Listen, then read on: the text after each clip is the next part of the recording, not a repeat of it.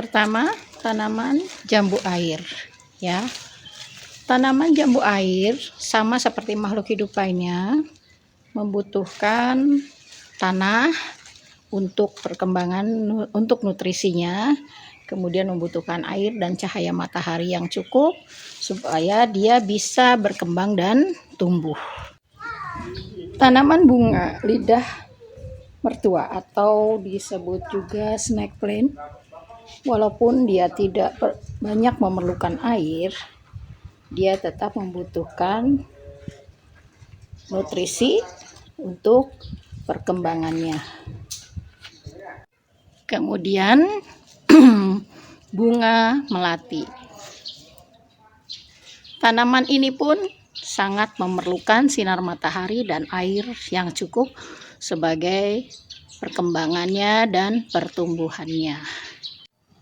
Tanaman pandan wangi adalah jenis tanaman yang banyak manfaatnya.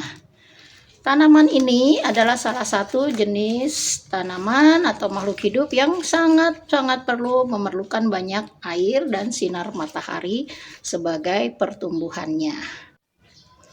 Kucing adalah salah satu makhluk hidup yang bernapas, membutuhkan makanan dan membutuhkan nutrisi untuk perkembangannya, yang berkembang biak dengan cara beranak. Burung adalah makhluk hidup yang bergerak dengan cara terbang. Sebagai makhluk hidup, burung memerlukan makanan dan minuman serta nutrisi yang diperlukan.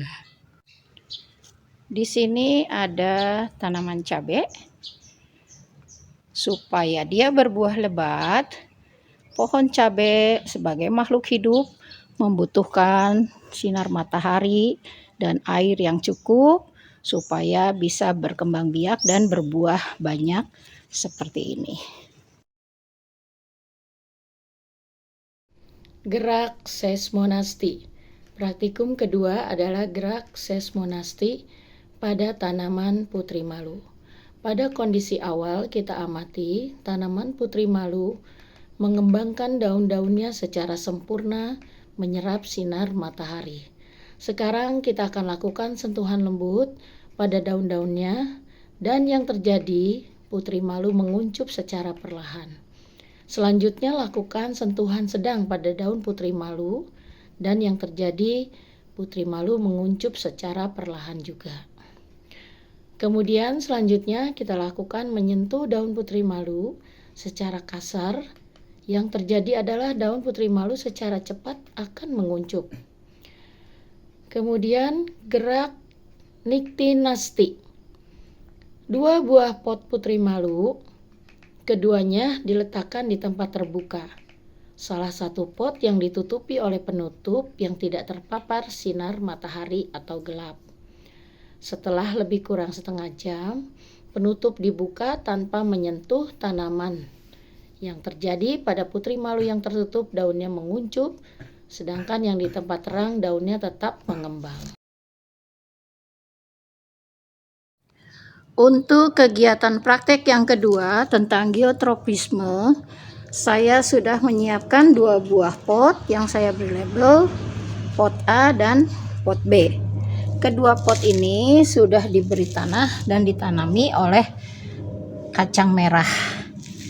Dan sekarang saya akan posisikan pot B itu secara horizontal. Kemudian pot A tetap dalam posisi vertikal.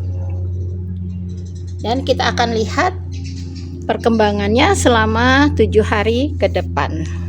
Setelah 7 hari penanaman, terlihat bahwa kacang merah tumbuh tetap menghadap ke atas mencari sinar matahari. Karena sifat pada makhluk hidup adalah membutuhkan sinar matahari.